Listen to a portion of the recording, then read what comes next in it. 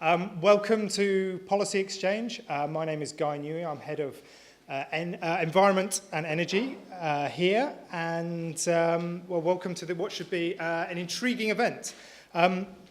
Regulation policy used to take up an obscure corner of the political debate. But this has changed dramatically in the past few years, and particularly in recent months. Pronouncements from Ofgem on security of energy supply bring panicked headlines. Concerns about profits in the utility sectors and whether the regulated companies are paying enough tax are no longer issues just for the business pages. There is a general sense in the political debate, at least, that consumers are being ripped off. And crucially for this session, that the various regulators are not doing enough to promote the competition necessary to protect them. Some of the examples. So Labour has called for the scrapping of Ofgem. Consumer groups are increasingly tetchy, demanding greater transparency, simplicity and accountability. The coalition is frustrated, particularly at energy companies, and has looked to make more and more aggressive interventions, often stepping on the toes of regulators at the same time. The energy, water, telecoms, post, rail, aviation sectors are all under the spotlight, and that's before we raise the vexed issue of financial services and banking. All of this comes against a background of senior management changes at the head of many of the regulators, and also as companies are being asked to make huge, unprecedented levels of investment in new infrastructure. So hopefully in the debate today, we will start to get to the heart of these issues. The key questions we hope to address, I'm sure we'll touch on many things, but the key questions we hope to address is the current system of regulation doing enough to promote competition? And if not, what might a reinvigorated regulatory system look like? We've assembled an excellent panel to discuss these questions and consider the future of regulation. John Penrose MP is the author of We Deserve Better, which is a pamphlet he's written talking about, which was the kind of spark for today's debate, but calls for a rebooting of competition as a way to better protect consumers. He's been MP for Weston-super-Mare since 2005, and he's worked for a raft of companies before that, including McKinsey and Pearson. He's also, in his past, got his hands dirty in the disreputable world of think tanks, with a stint at the Bow Group, so it's not all good. George Yarrow is a professor at Hertford College, Oxford, and chairman of the Regulatory Policy Institute, which is one of the key institutions looking at the regulators and regulated sector. It's one of the most respected thinkers internationally on how to improve and master independent regulation. Recently been advising Australia, that's right, on how to get things right, something he certainly enjoys, at least the visits there. He resigned as a board member of Ofgem in 2009 in frustration at the regulators' increasing intervention in the market, and I'm sure he'll talk on some of those issues today. Ed Reed is managing director at JP Morgan, focusing on the utilities sector. Ed's he won't thank me for saying this, but I think he's one of the most respected analysts in the city, looking at the energy and water sectors, and also a keen student of the various policy machinations in these sectors. And last but by no means least is Chi Onwurah. She's been MP for Newcastle Central since 2010, an electrical engineer by training, very rare in Westminster, and worked for a raft of companies, but most relevant for this debate, before becoming an MP, she was head of telecoms technology at Ofgem, looking at broadband provisions. This is Chi's second appearance at Policy Exchange this year, and the first was on geoengineering, so no one can accuse her of having too narrow a focus. It's worth pointing out that both Chi and John have kindly provided us with blogs, which are available on both our website and the Down Market Spectator website. Chi's particularly keen on some of the comments underneath her piece, well worth looking at. Each panellist will speak for about 7 or 8 minutes, then we'll open it up to questions and we'll be hopefully all done by 1:45. I'm going to ask John to speak first. Thank you for that introduction, Guy. And the only point in your introduction I would take any issue with at all is your point about regulatory policy being this sad little enclave of anoraks and that sort of stuff. I mean, clearly none of us here are sad or anoraki at all. But also, I think that one of the reasons why this topic is starting to attract more interest is that it isn't really just about regulation or deregulation. It's actually about consumers. It's about all of us buying and getting frustrated by our gas bill, our electricity bill, our water bill, our broadband, whatever it might be, and what we can do about it. And at that point, if you start using the consumer word, actually the interest becomes a great deal sharper from a political point of view. You get into much more retail political territory. And I think that explains a great deal about the rising concern and rising discontent which surrounds this. And then when you get into some of the things you might want to do to fix it, you may then get into some of the details of deregulation.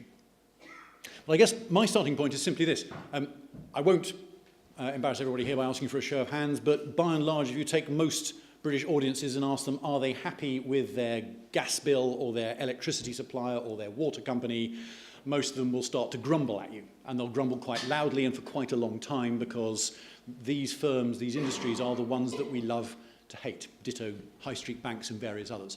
You mentioned the fact that this is heavily reflected in the press, but there's more than just a degree of populism creating this. There is a fundamental underlying issue here, which I suspect all of us at some point or another have encountered, even if it's just trying to switch from your one electricity supplier to another and being caught in some hideous loop of waiting for the music to stop while you wait for the customer service person in a foreign country to answer the phone. What can we do to fix this? Why is it so bad? Why is it so different from many other things we take for granted, many other things we use every day, things like buying food, buying drink, buying all sorts of other bits and pieces that we use all the time, which are similar to utilities, but which we don't have this outraged and frustrated reaction to? Because if you think about it, we change our supplier of cornflakes or coffee or cars or whatever it might be quite happily, quite frequently. It's dead easy, but we get a great deal less happy when we try to do it for our utilities. So why should that be? Well, my suggestion is simply this, that most of them, not all, the high street banks are in a slightly different category, but most of our utilities started off life 25 years ago as state-run bureaucracies. They were then privatised and they changed quite a lot. But at some point in the last decade or two, history kind of stopped. They stopped making nearly as much progress. They have still moved forward. It would be unfair to say not. But there is still a journey to be completed in many of these cases before they become normal products, normal markets, normal things that we can treat in the same way as cars or coffee or cornflakes or whatever it might be. How do we get from today's frustration to tomorrow's normality? Well, I'm suggesting a couple of things. Firstly, to begin with the most important retail bit, which is the consumer changes. At the moment, it is, in some cases, impossible to change your supplier. We legally find it extremely hard or impossible to change your water supplier, or it's just complicated and difficult to change your gas or your electricity supplier. And being able to switch easily with minimal hassle, with confidence, making sure that it is a quick, simple, straightforward process that is the same as changing your brand of coffee, is something which we are a very, very long way away from, but which would significantly reduce the friction costs for all of us of voting with our feet, of doing what we take naturally in many other markets, and therefore keeping the utility companies honest. If we were able to switch tomorrow, easily, your electricity supply, then the electricity companies would have to pedal a great deal harder to keep you on side, to maintain you as a customer, and they would have to be a great deal more creative at giving you value in order to make sure that you stayed on their books. And the same goes for all the others. So we need to make sure that our ability to switch is simpler as a process. It's quicker, it's easier, you can't get resold to, you don't get pestered by the company you're leaving to switch back to them, all those other things, and you aren't left in the lurch with no power or no water or no whatever it may be because someone's bogged it up and for a week you can't live in your house. So there's a process that needs to be gone through there which will empower consumers and make sure that we as consumers have the whip hand. Ditto, we need to make sure that we know if we do decide to switch that what we switch to is better. And at the moment, one of the problems with many of the plethora of different tariffs and all the different offers that you get is that you need a PhD to work out which one is actually going to be better for you. It's too complicated in too many cases for most of us to be bothered to try and take the time to understand. And it would be so much easier if, rather like your APR percentage rate on your bank loan, you could boil down an awful lot of it to a couple of very, very simple metrics that says, if I move from this tariff on my water to that tariff on my water, or from this supplier on my water to that supplier on my water, I will definitely be better off, and I'm confident in that, and I don't need to go and take extra courses at night school in order to work it out. If you can get those two things right, consumers will know that if they move, it's worthwhile, and it'll be easy for them to move, and all of a sudden, if you're a utility company, your life just got a great deal more challenging because people will start to vote with their feet in the way that we take absolutely for granted in every other walk of life. What does that mean for the regulators? Well, what it means is that for large chunks of those currently fully regulated markets, you would need much less economic regulation than you do today. You might still need all sorts of other things to do with environmental standards and so on and so forth. I'm not trying to address that issue here today. But in terms of economic regulation, you would be able to get away with a great deal less for a great deal of those markets because consumers wouldn't need it. We do not have somebody regulating the price or the codes of conduct for cornflake companies. It isn't necessary because you and I have other things at our disposal to deal with it. And if we could get electricity or gas or water for more of those markets to be more like that, it wouldn't be perfectly like that, but if we could get it closer to that kind of picture, then you just would not need Ofgem, Ofcom, whatever it is, for those parts of those markets. And the trouble is, ladies and gentlemen, that if you have an economic regulator, with the best will in the world, and no matter how talented they are, no matter how intelligent the people they employ, no matter how dedicated and hard-working those people are, regulators are not going to be as good at reflecting the wishes of consumers as consumers. Consumers know, we collectively and individually know what we want. The closest that any regulator can come, no matter how well resourced, is some kind of generalized average approximation. They do not know it all, they cannot know it all, and the best way for utility companies to provide what you and I want as consumers is for you and I to tell them so through greater consumer power. So let's shrink the regulators, having given consumers more power, in the bits of the markets which don't need them. And you'd then be left with a small core at the centre of all these markets, which is a network monopoly. They've all got one at the centre of it, so the gas pipes that carry the gas to your house, the electricity wires that carry the electricity to your house, the water pipes and sewage pipes and so on. There is all, in each case, there is a central network monopoly in these industries. But in many cases, it is a relatively small proportion of what that industry is. And you'd still need a network monopoly regulator to deal with that, to make sure that all the companies in that sector have equal access, fair access to that monopoly monopoly network, and that the prices are kept as low as possible. But that's all, ladies and gentlemen. That's all you would need of what Ofgem and all the other offs to do. And therefore they could be a great deal smaller, a great deal more focused, and a great deal cleaner, because you and I, as consumers, would not need them, because we would be able to vote with our feet if we didn't like what we were buying, and we'd be able to find somebody who would do a better job for us instead. Thank you very much.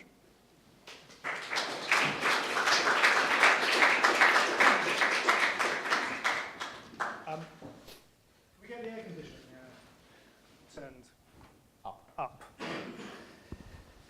George, sorry. Thank you. The remarks that I've sort of was scribbling on the train coming in are directed to John's paper as a whole, which he has only touched the surface of, I must say, and I'd recommend, if you haven't read it, to go read it. First of all, I should say I've left my anorak at home, but I'm not ashamed of it. It helps protect against the weather, about which I could moan more than banks, gas suppliers, energy suppliers, and so on. I think we have to be careful a little bit on just the sense of a general dissatisfaction about some of these products. The real question is whether we can do very much better. But I want to start where John finished, and that was with the network parts of these industries, the actual monopoly. Because it is true, as he says in his paper, that nowadays they tend to be smaller in economic value added than other parts which are handled by the regulator. But whenever you compare something with something bigger, it always looks relatively small. And the reality is that these networks, in economic terms, are very big and significant parts of the economy. They're very important parts of our infrastructure. And I think in this area, and as John has rightly diagnosed, there does not seem to have been much of a problem. The ANARACs will argue about whether price controls have become too complex, and there are different views on that. But I don't think there is any general dissatisfaction. I think reading the evidence, you would say that the UK has done pretty well in the way it's handled these networks over the past 20, 30 years. And that is a warning to be careful in any reforms not to interfere with that, because that's not God-given. Interventions can make things worse. And because a lot of money is involved in these networks, one of the last things you want to do through rather unthought-through reform is to raise the cost of capital that will be required to finance the investments, which are going to be major in some of these networks.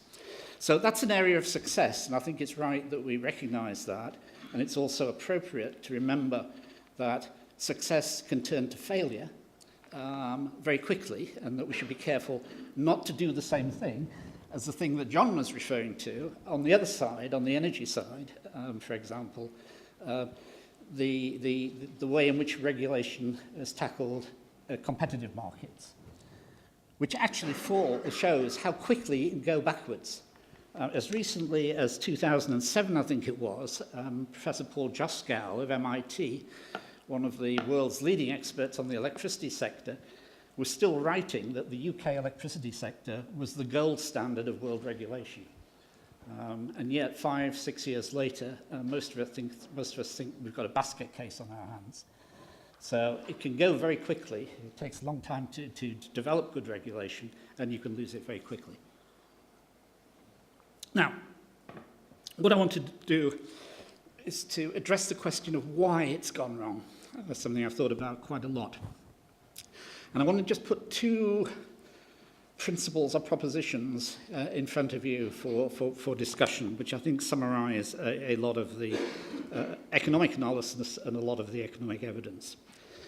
The first is to do with regulation itself, which, if you look at the historical experience, actually has anti-competitive tendencies, as I put it, within its institutional DNA.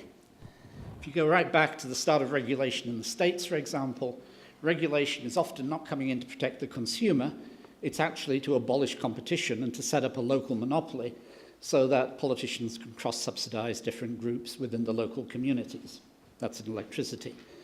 In telecoms, early regulation in the States wiped out competition in favor of the eventual Bell monopoly. So if you look at the evidence, regulation starts with an anti-competitive intent. The UK has been something of an exception, and I think we should recognise that the 90s and early noughties in the UK, the period that John's referring to, where a lot of progress was made in promoting competition, is a kind of Camelot in the world. It's kind of unusual for regulators to do as well as they did in promoting competition, because we have a different kind of culture involved in that. Regulation, classic regulation, you're fixing a price. So you're fixing something. You're getting an outcome. But if you think about it, promoting competition is not like that. I'll come back to that in a moment. But we've got these regulatory agencies, so they sit there. So the first principle is supply creates its own demand. You might as well go along to Ofgem and see outside a sign that says, we can do stuff, knock on the door if you want us to do stuff. Because if you give these agencies powers and rather general duties, then they will have all manner of people wanting them to do things for their own purposes, starting first with politicians, of course, and that's John's immediate diagnosis of what went wrong. The politicians started interfering. But it's not just politicians. It's the media, it's consumer groups, and most of all, of course, it's the industry. And again, if you look at the evidence globally, historically, of the major influence on regulation, it is in fact producer interest groups. It's the industries themselves that have had the most influence, because they're always in there knocking on the door, wanting something or other from people who've got powers to do something or other. So supply creates its own demand, and that's one of the sources of the phenomena that John is talking about. Let me go to the second point, the anti-competitive tendencies. The difficulty is this. Most people knocking on the door and most politicians want an outcome.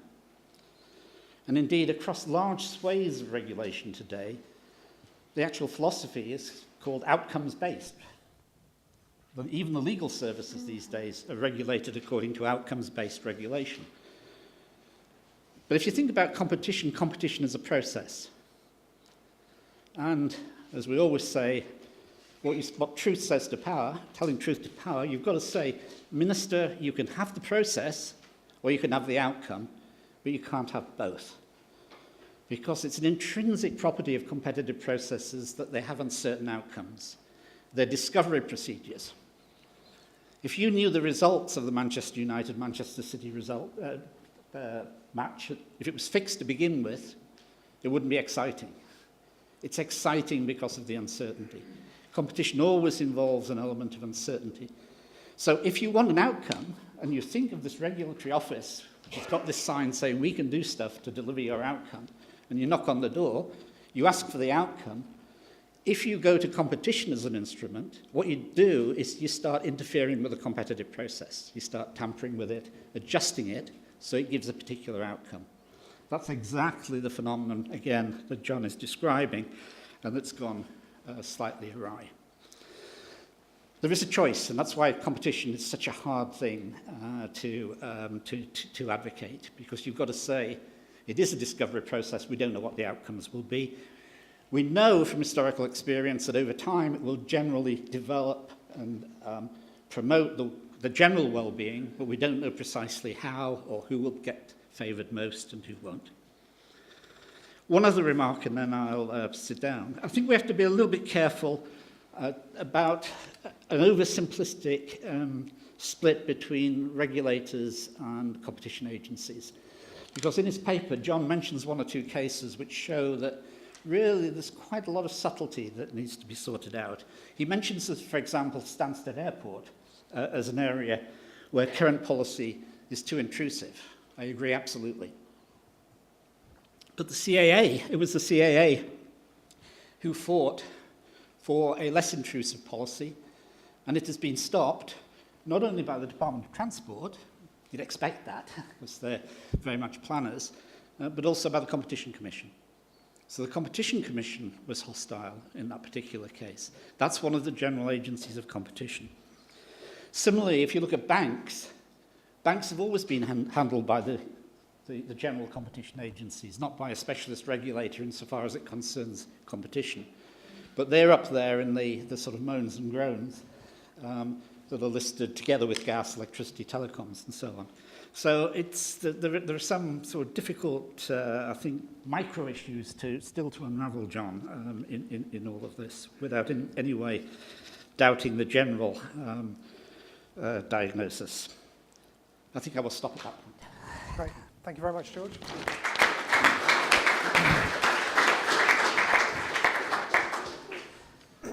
Okay, well, thank you for inviting me. I think it's interesting that I am invited to something like this. I've been covering UK utilities since 2001 and have never experienced the level of political and public interest in the sector that I see now. At one level, I'm very pleased about this. When I go to parties, people, when they find out what I do, don't find someone else to talk to after 30 seconds. It normally takes about 4 or 5 minutes now. However, another level, I find the commentary around the sector a little bit too exciting.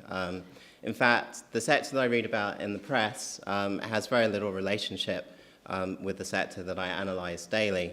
The public narrative seems to be that the sector is controlled by 6 large energy companies who make fabulous profits at the expense of the UK consumer, avoid paying corporation tax through elaborate tax planning. These companies, who happen to be mostly foreign-owned, have failed to invest, and as a result, the UK energy system is facing imminent blackouts, which the companies coincidentally will use as an excuse for another round of price increases and ruthless profiteering. There are constant cries in the press that something must be done, and surely the regulator is either toothless or incompetent and should be replaced by someone who is up to the job.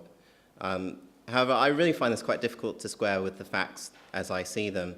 Coincidentally, the companies published their segmental accounts for 2012 yesterday, which show that the average industry margin energy supply was under 3%, which is lower than margins in supermarket retail, which I think is a pretty competitive industry, and telecoms, which maybe is a little less so.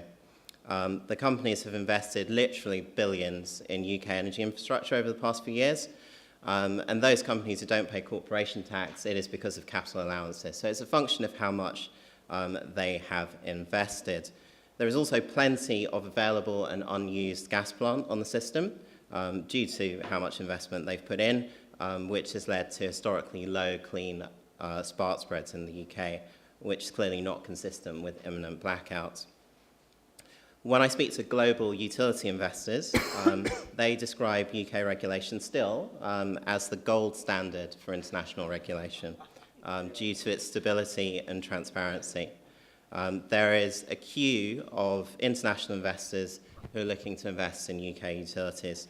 Yesterday, the Kuwaiti Infrastructure Agency announced that it was looking to invest about $5 billion in the sector.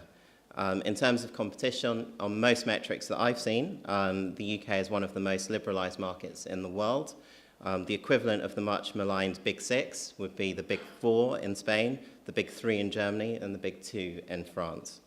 Now, everything is not perfect, and I would actually argue that the regulator, rather than not doing enough, is increasingly doing too much and feels the need to intervene.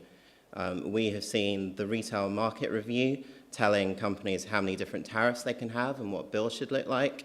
Ofgem's recently proposed liquidity constraints on the companies, basically forcing them to act as market makers and even telling them the percentage of spread that they can offer. This isn't very consistent with a market-based outcome. On top of this, we have DEC, which is basically forcing the companies to act as wealth redistributors through ECO, and EMR, which is explicitly about the government picking technology winners going forward. In terms of where does the industry go from here, I actually think that a lot of the lack of engagement that we see in the sector is more due to how the sector is set up. So as we go forward, I think that increasing use of internet and the rollout of smart meters will improve customer engagement with the sector and the companies. Basically, electricity and gas are not very exciting products. So I don't think there are many consumers who are going to brag to their neighbours about the wonderful megawatt hour of electricity they picked up at a snip from X company. It simply isn't that way, unfortunately. The product is... Yeah, I can imagine that. The product is homogeneous, and actually, in most cases, you can't even see it. So, we may enjoy watching TV or cooking or the fact that we've got a warm house. But I don't think our utility is ever going to get the credit for that. But if it's ever interrupted, they're sure as hell going to get the blame. So in a sense, from a customer service point of view, the perfect utility is the one that you never have to deal with. So in short, and this is probably slightly different from most people's view, I think that the industry is overall in a pretty good shape. I think the UK utilities market is reasonably competitive. I think regulation is very sensible, it's long-term, it's clear and it's transparent, and that's the most important thing. And going forward, what we can do is maybe have slightly less political intervention in the sector. I think that's the key area of concern for most investors that I speak to, because political intervention is very, very hard to predict, and it can have very unintended consequences. And one of the main worries that I have about the sector from an investor standpoint is that the hard-won credibility of the UK regulator may be compromised by politicians doing something for short-term gain.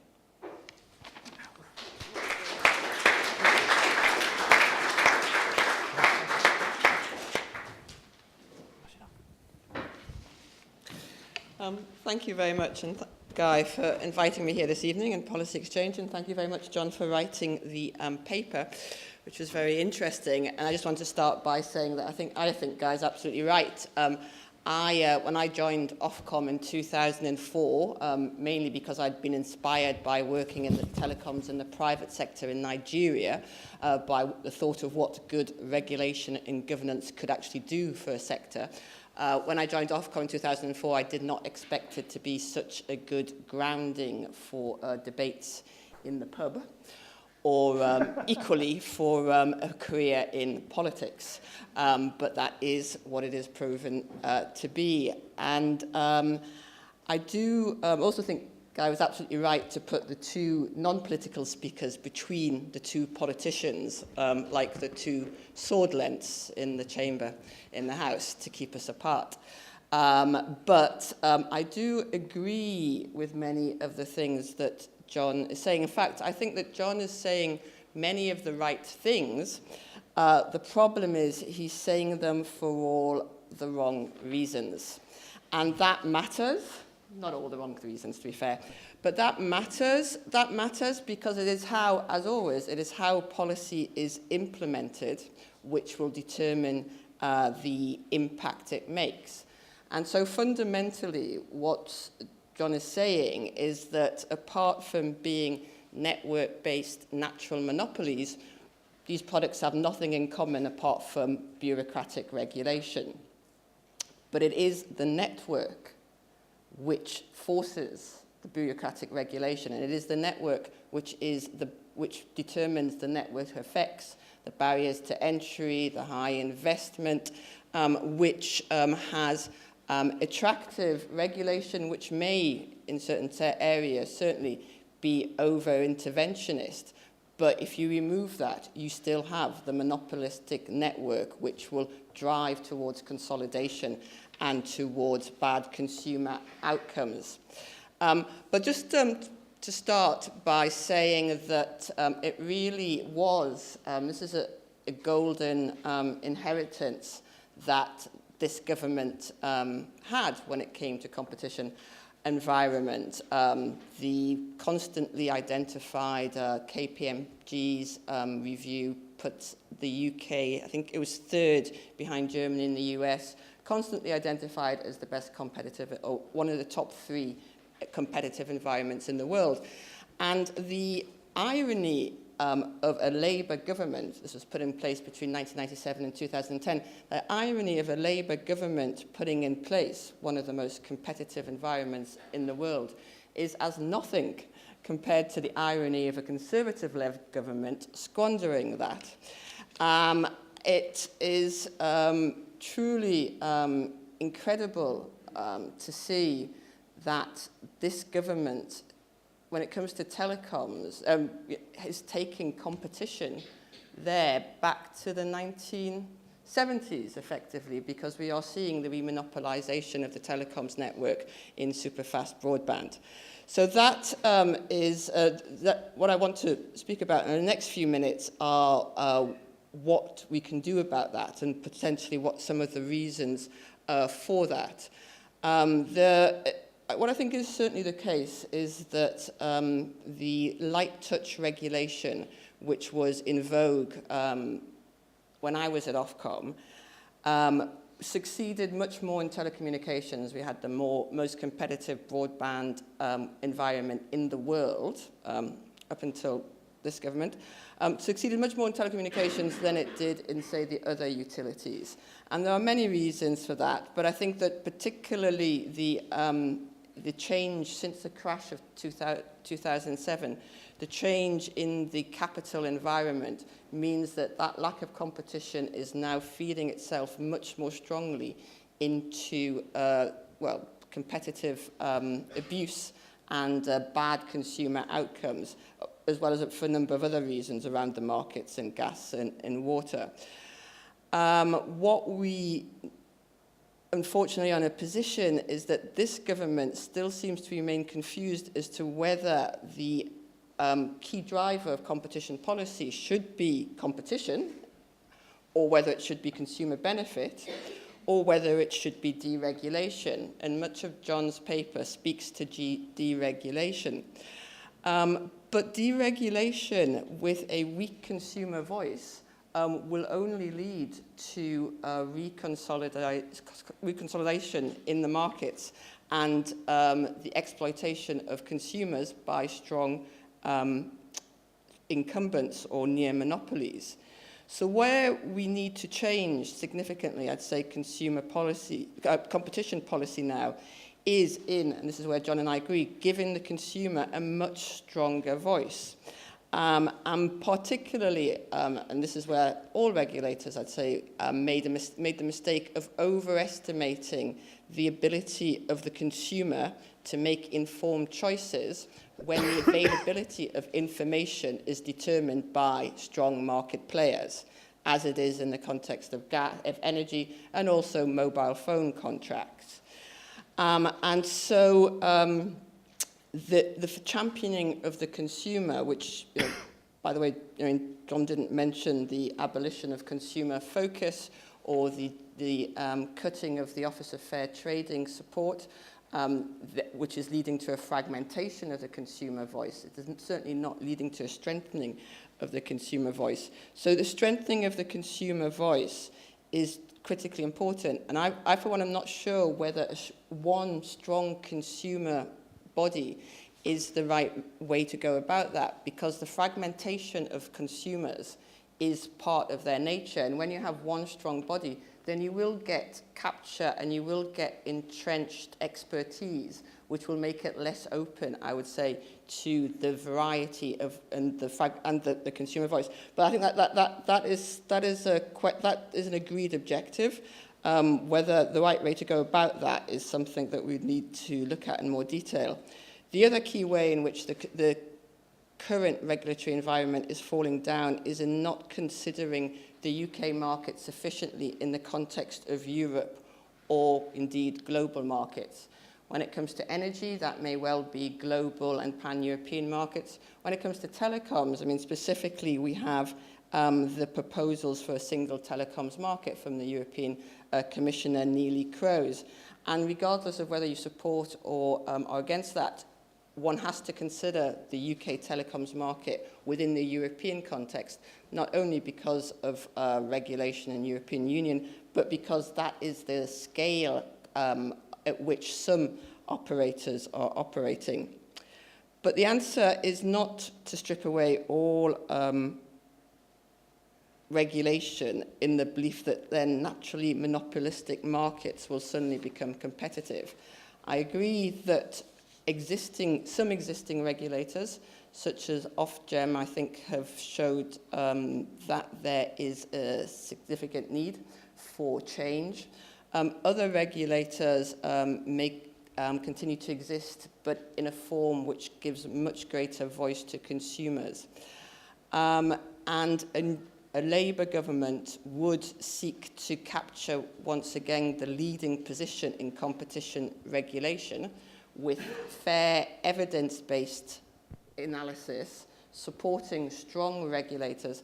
And I'll finish on this note, because one of the changes I think we've seen is that I think there's many regulators in the room. You probably won't say this, but so I'll say it for you as an ex-regulator. Even an independent, in fact, especially an independent regulator requires political cover. Now, it is not enough to create an independent regulator and then go away and have matey chats with your with industry on the basis that the independent regulator is going to do it all for you. If you're going to take on companies like British Telecom or Sky or EDF or the water industry, you need to have strong political cover for supporting and driving through competitive outcomes. And what I would really say that this government has not provided is that strong political cover, which means that the regulators can act as champions of the consumer and the outcomes that the competitive process is supposed to deliver, that is consumer benefit, as well as investing in strengthening that consumer voice so that it can be heard in the boardrooms of companies across the country. Thank you.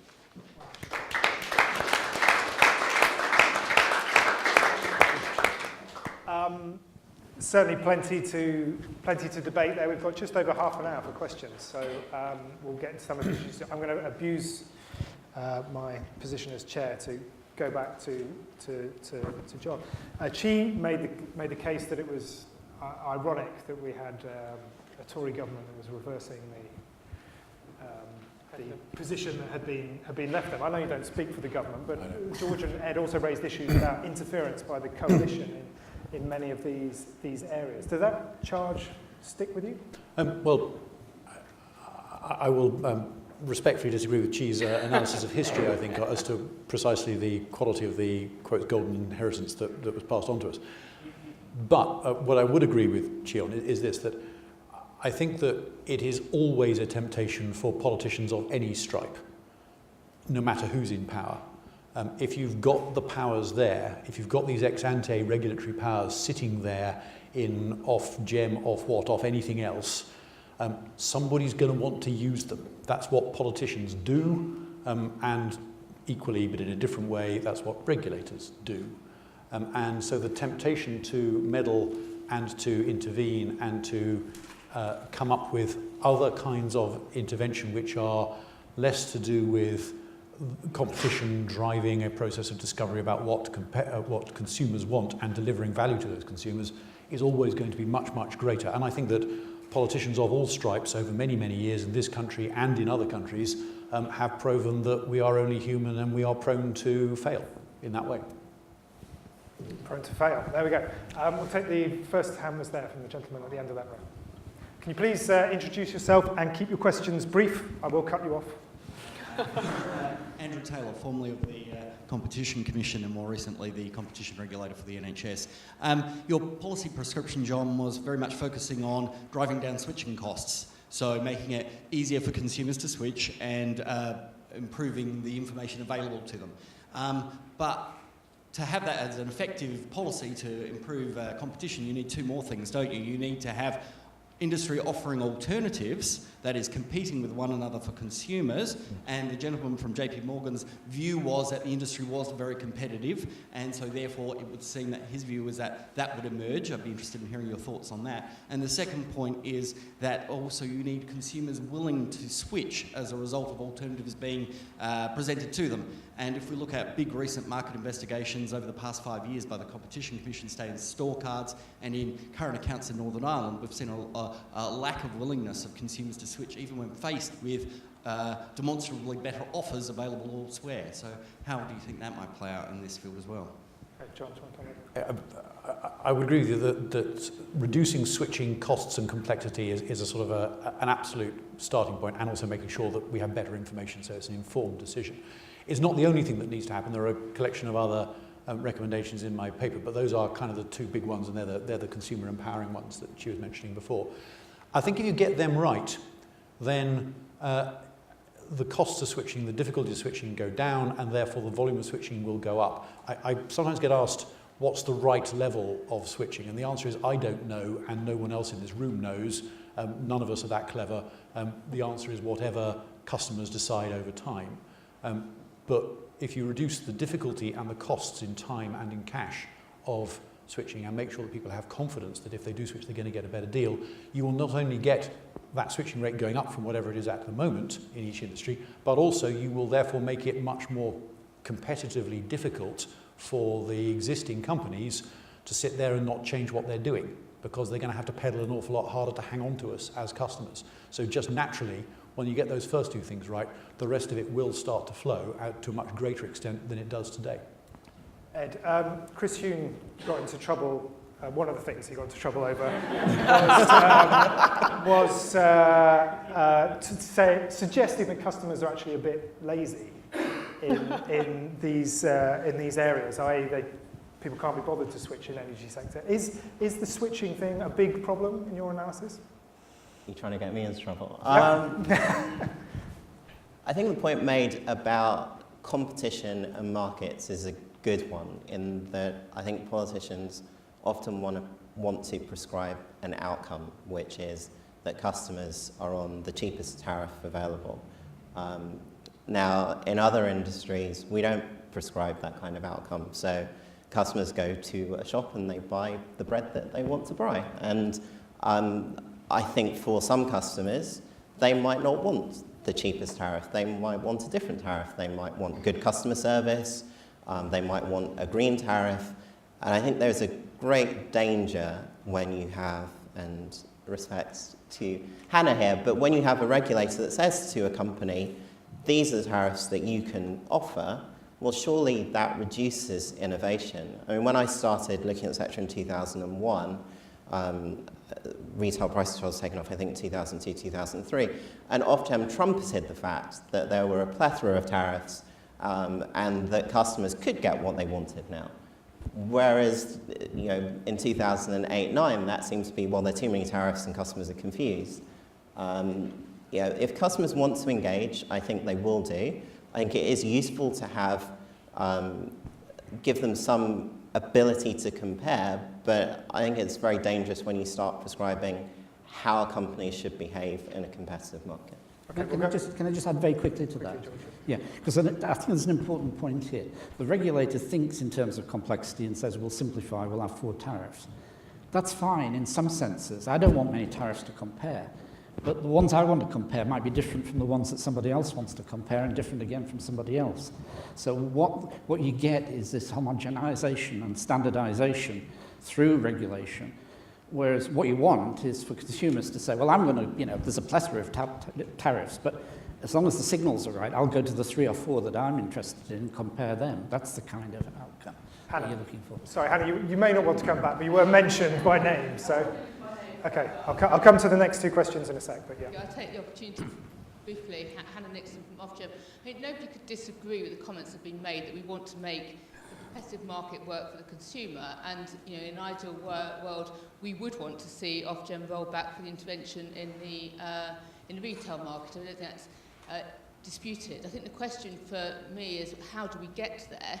Because today we are in a position where the consumer doesn't feel empowered, where they don't feel confident that they're going to make the right decision, and so they don't switch. So we need to move from there, where we are today, to where we want to be, and the question is how. So our retail market reform is very much designed at moving from a position of lack of trust in the supply companies, the retail companies, to one of trust. When we move there from that vicious circle to a virtuous circle, then we would indeed roll back. So this is sort of an interim measure, if you like, to try and get that confidence in the market. Okay, sorry, hold on. Sorry, George, I'm going to take some more questions. You can come back on that one. We'll take the gentleman there and then the gentleman at the front. Sorry, front row. Grab the microphone, yeah. Richard Gardner, consumer. The 2 things that a customer wants when they change, one is the value for the money, but also the knowledge that the company that they may be switching to is good, hopefully better, and it's the complaints that the other company that they may be going to is the major concern. Until you actually have a list or a way of showing how good these companies are in performance, then there's going to be few people changing, presumably. Your thoughts, please. And we'll take another one just from this gentleman. Mustafa Abbas from Seno Capital. I wanted to pick up on the point that Professor Yarrow mentioned, that increased competition leads to uncertainty of outcome. And we've seen with the banking industry, certainly, that there's been increased competition, or had been over the last 20, 30 years, with an increased uncertainty of outcome. We'd enjoyed a credit binge, credit boom, and then credit bust. And I was wondering what you thought about the unintended consequences of driving further competition in the utilities. Okay, I'm going to go to George first, then Chi. So on that, bringing Hannah's point about the consumer and the right option. Yeah, I mean, the banking crisis is really nothing to do with competition. It's a major public policy failure. Failure. In the supervision of banks. Well, that will take us off on a whole new sector. But Anna's point, I mean, my criticism was that Ofgem whipped up the criticism of the industry. Putting on hobnail boots to go deal with them, insinuations there was a cartel when there was no evidence of that, and so on and so forth. So, you're right, but I think in many ways the situation has not been helped by the failure of the regulator to actually pull back from the politics. The regulator has politicised itself in energy, and that's contributed, I think, to a lack of confidence. I mean, I agree with many of the points. I still think it's a basket case, just as I thought the financial sector was a basket case in 2002, but nobody will listen. But many of your points I think are right. If you actually look at the numbers, this is not a badly performing sector, so you've got something to work with. But the regulator itself keeps saying, the big six, they're ripping you off. That doesn't help. Chi. Just 2 points. I think just on that point that you make, and the lack of switching, something we looked at in detail in the telecoms market. It's even bigger in the energy market. Myself, I've been with the last bank for since I was 16, and I don't know what it would take to make me switch from then. So the lack of switching is it's something we cannot assume that even if we make it easier to switch, switching will deal with all the concerns, the barriers in the market. But I do think that there is an opportunity here where big data can be in the interests of the consumers, apart from often being identified as being a threat to consumers, because we may get to such a place where data around energy costs, trusts, consumer services can be easily crowdsourced and aggregated in such a way that people will trust. I mean, we're not there yet, and it'll take a lot of consumer education as well as the right kind of apps to get there. But I do think there is a potential that we will improve the switching ability within complex markets such as that. On the point that the gentleman made, and the point I was trying to make to you, it is striking that all the failures of competitive markets are due to the lack of regulatory insight, and all the successes of competitive markets are due to the great competitive process. I only made one point. I know you made that point, but generally that is striking that is how it is portrayed in terms of the lack of oversight in many markets, including energy. What I would say was that, whilst the outcomes of the individual or the discrete outcomes of competition are not known, that's absolutely right. The overall outcomes are the consumer benefit. I mean, competition is a means to an end, let us forget. I mean, I'm not ideologically championing competition for its own sake. The outcomes are the consumer benefit. And so that is what we should be expecting and looking to address if there are failures. John, do you want to comment on any of those points? Just very, very swiftly, so I completely take your point about better consumer information. TripAdvisor for holidays is a wonderful way of doing peer review of stuff you can't see until it's too late because you bought the holiday and you're there.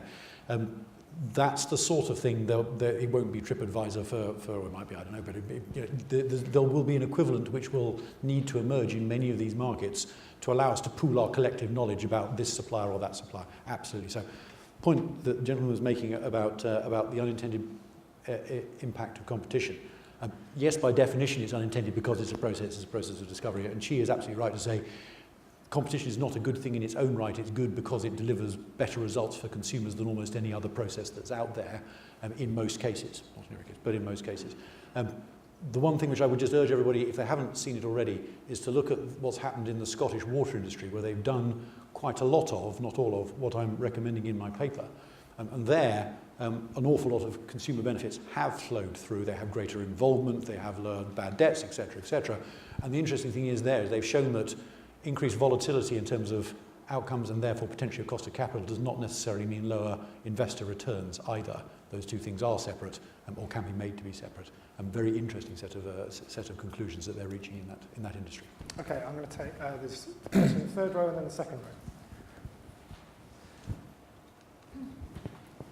Thank you very much. I'm Adam Scorer from Consumer Futures, and I absolutely intuitively support the big consumer idea that informed consumers can discipline and condition markets. 2 points I think always want to bear in mind: that big consumers, there's also little consumers. The markets aren't regulated just because they have network monopolies. They're also regulated because they're essential for everybody, whether you're a dynamic, well-informed, well-able, well-facilitated consumer, but also if you're not. And I think we have to remember that's a role for the regulators. But I suppose the key point was about the confidence you have in being able to drive what is an intuitively attractive agenda when it's so obvious that politics isn't going to get out of these markets, especially down the road. We have contracts for difference and energy bills and infrastructure plans and the CRS and huge amounts of infrastructure, and what consumers care about, not just about confidence and trust, but is about cost, about the imposition of efficient costs and the fair recovery of those costs, and what you think the challenges are in driving through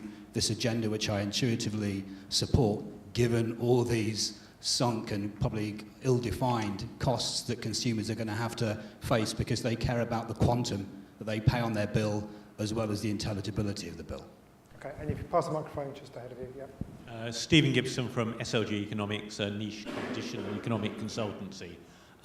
Just a couple of points. The first thing is, if you leave switching to be the prime driver of the regulatory process, you end up with the sort of outcomes you get from, for example, banks with consumers who don't switch ending up with zombie bank accounts with paying no interest and not getting any sort of service. So, you know, you have a different outcome which is more favourable to people who are very active in the market and less favourable to other people who, perhaps like Che, hasn't changed their bank account for 16 years. Another thing is, these markets are not homogenous. You know, so while electricity, your kilowatt of electricity may be the same, my mobile phone may be very different to yours because mine comes with a different handset, it comes with different sort of free units, etc. I worked for 5 years for Ofgem, and I could never work out from anyone in that organisation which the best mobile phone tariff was. And you know, I think you have to be very careful about asserting particular outcome, particular processes when the outcomes may be very different from what you're expecting. John, I'll go to you first and then to Chi on that question of is what you're arguing for swimming against the tide, as it were, in the kind of general push for more and more intervention actually in the market? And I'm afraid I'm going to give you a politician's answer, which is a bit of yes and a bit of no. There are some things where the tide is very strongly directed towards increased intervention or increased duties being imposed. Things like environmental regulation in both power generation and in water. I don't think it's going to go away. We can probably argue that it should be more certain and the goalpost should move less frequently. But I don't think that's going to go, and I don't think that anybody on any part of the political spectrum particularly wants it to go away. So I think you're right there. That shouldn't, though, stop us from trying to swim in the other direction. And I think there is more of an opportunity here for the economic regulation bit, which is the piece that my paper is talking about, where I do think there is an opportunity there because, as you say, when you start off by saying this is intuitively a desirable outcome, and I think there's a degree of common ground, not widespread, but there is some common ground across the political divide on that. So I do think there is definitely an opportunity. Final point on the gentleman's comments just in front of you as well. I think you're absolutely right, sir, that that we will still need some degree of consumer protection. Every market needs it. That's why we have, and why we will continue to need to have, proper rules of consumer redress and consumer rights and so on and so forth. Those absolutely are necessary for the smooth functioning of every market and for consumers both large and small. Well, I think there's been a great deal of agreement between John and I, and as I think, so perhaps I will just say I think one difference. So I would not say that politics should keep out of essential services. And I believe it's essential that the 30% of my constituents who don't have broadband now, either because they can't afford it, or because it hasn't been rolled out then, or because they don't understand how to use it, it is essential that they should have it to be full digital citizens going forward in the future, and there will be political interventions to support that. And equally, when it comes to strike prices and in the energy markets, there is a certain political objective that that some of us have for 2030 and perhaps again for 2050, and there will be interventions to support that. What I think we can absolutely agree on is that, the objective of a competitive market is to be competitive, and that is what should be enabled and allowed to happen. And that is where the interventions, in particular, picking particular winners, or saying, and I think it's a good example, saying that everyone has to be on the cheapest tariff. Those sort of things which should be delivered by a competitive market is not where politics should intervene. Ed? As a non-politician. As a non-politician. I guess my observation actually on both points is how much do we trust customers? So I think there's a sort of underlying commentary amongst some that customers aren't intelligent enough to engage in the market, will choose bad outcomes, but they do that in lots of other markets. They choose the wrong type of food. Most people, or a lot of people, don't eat healthy food. The food industry sells certain products because they're cheap to make, but they're unhealthy. And actually, and this is somewhat more controversial, I think the politicians don't seem to trust customers in that we have a very interventionist policy regarding the type of power generation we will have, about decarbonisation, which customers will pay for. But as far as I've seen, no politician has asked the customer or the voter whether this is something that they want, and has given them the information to make informed choices about the cost of various forms of decarbonisation and the speed of that decarbonisation.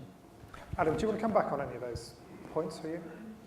Not particularly. I think the only thing to say is this issue of trust is a great diagnostic tool to offer wrong in the market. And it's actually quite an analytic way of trying to understand what you need to do to take things forward. There is no ideal Russian consumer. There is no very trusted name that individual doesn't exist. Competition up until now, especially in the energy market, ain't been great. They're trying to provide innovation that's going to engage. So what I think about it, having been a Russian, we want to defend the regulator. But I think it's not, I can't just see it as being the fault or the consequence of faulty, mediocre, quick-changing regulation. It's something we haven't started, especially the energy market, in such a way that did the ABCs of a fair, open, competitive retail market. We've got a long way to go to get that working. Okay, we'll take some more questions. David, do you want to come in? And then we'll go, there's two at the back there. Hi, my name's David Homer. I understand about energy switching, and I think it's obviously the most important point, but I don't think we actually support the consumer to switch. And I can't see why we couldn't mandate the electricity companies, there is a read across, but electricity and power in particular, every 6 months to send you your usage. I know you can get your usage, but it's difficult to get your usage. And this is what these people need. And secondly, for people who can't switch, who find it difficult, maybe give resources to libraries. These are the sort of people who, older people who don't use the internet. Give resources to libraries and encourage a switching culture. Once you get people to switch once or twice, it might encourage a switching culture. Okay, hold that thought. And then there's two questions at the back there. Gentleman sat down, and then Peter next time. Richard McCarthy from Capita. So the commentary and the debate is very much about the issue of now and about the consumer issues now. And I'm slightly surprised that it's so narrowly drawn, actually. And I don't hear anything about the consumer issues for the future. And I'm quite interested in the panel's view about what's the balance to strike between switching and price now with investment in an infrastructure that is concerned about the provision of those utilities in the future. And what's the role of the regulator now in terms of making sure there's a proper marketplace that drives better behaviours and performance standards in providing services and utilities to new developments? which is a highly inefficient part of our sector, and yet we all know we need to see new development in this country. So I think the competition story and the regulatory story is a broader one than the debate happening here right now. And Peter, just behind you. It's Peter Hanson from Liberum Capital. I'm a colleague of Ed's, or a peer of Ed's, and I just had to sort of intervene on behalf of the electricity industry for a second. This idea that we have, like, we've had one of the most competitive generation markets in the world until the government decided that it knew best what to build, when and how. We actually have one of the most competitive supply markets in the world. Supply actually doesn't exist in most other countries. We had 20% churn for a decade or more. It was only when Ofgem intervened that pushed churn down below 10%. The electricity industry is effectively being re-nationalised, and the question, I think, going forward for Ofgem is, how does it handle, what role does it actually have in an industry that is effectively being re-nationalised by the energy bill? George, do you want to come in on that? That is a terrific question. I agree with your comments, and I agree with the question. And if anybody knows the answer, it's going to be. I mean, you know, we're operating a policy that I think is pretty clearly bust. And I've said this at the party conferences that I've talked to. One of the things economics can do is it can say this policy is bust with a good deal of certainty. What we can't tell is how it will unravel. And that's the real difficulty, when and exactly how. And I think that is the $64,000 question. And my advice to Ofgem going forward is that the kind of work it should be doing is to work out what a regulator can do to help clean up the mess once it becomes clear that the policy is bust to the politicians and a reversal is put into place. Because that will happen. I mean, this policy is moving steadily out of the money. Every bit of shale gas that's found, every new development seems to be saying, what you're doing, you're not on the right path, and you've got to readjust. But of course, it's a very rigid path, because one of the defects of monopoly, and I wouldn't say nationalisation, it's monopoly. One of the defects of monopoly compared with competition is it's a dinosaur. It's not flexible in the way that competitive markets tend to be flexible. So I think we don't know how it's going to pan out. But it is, you know, contingency, in terms of contingency planning. I think a good regulator at this moment would be having its best brains thinking about, you know, going to Ed Davey and say, we know you want to get back to the market eventually. You're aiming for getting back to the market in 2030 or whenever it is. I think he said, we're going to need to get back much more rapidly than that. How do we do it? Unanswered question. Do you want to come in? And also on that point that David made about cleverer ways of getting people switching. Well, I think just on that, the cleverer ways of getting people switching has to be about the use of more up-to-date data. And the telecoms industry has shown a great deal of innovation recently. Energy should be coming to that point, because with smart meters and smart grids, the opportunity to understand, measure, be told about how much you used yesterday and how much it would have cost you if you'd been in another supplier is going to be there. And I suppose that gets to the point that the gentleman made about the trade-off between the present and the future. Well, I don't think you put it in terms of trade-off, but that regulators and politicians should be as aware of the future. And I think that's absolutely right. And for example, promoting competition in the current generation of broadband, which we did very well, and whilst allowing the future generation to be remonopolized, has got to be a failure. When it comes to the trade-off between investment now, and this is a trade-off which every regulator, and where we need a wider debate, but investment now, which current consumers will pay for on their bills, and the lights going off in 10 years, or all our water network collapsing in 15 years, or sewage network, that is where you need to take quite big decisions in the interests of consumers, but there does need to be much more extensive and informed consultation. I mean, it's very difficult. You can't, you can't get decisions easily. And I have to say there are many people, in my constituency in Newcastle who will be very pleased to learn that the electricity industry has been renationalised. The fact that it happened under a Conservative-led government will make their joy even greater, but they will be surprised to find that renationalisation doesn't seem to lead to any effective levers in the interests of consumers now. And so it's not appropriate to talk about it being renationalised, not when, as you also, I think the person said, we have so many players in the market. Industry looks to government to set the right signals to enable investment, especially on the long term when we're looking at returns over 10 or 20 years as opposed to the normal 3-year horizon. And if industry looks to government to set those long-term signals, then the government must set those long-term signals in the interests of its consumers now and in 20 years' time. And though I don't agree with everything that this government has done and the particular strike prices, I think to say that it would be an abandoning of its duty towards future consumers who also want to heat their homes, not to do that.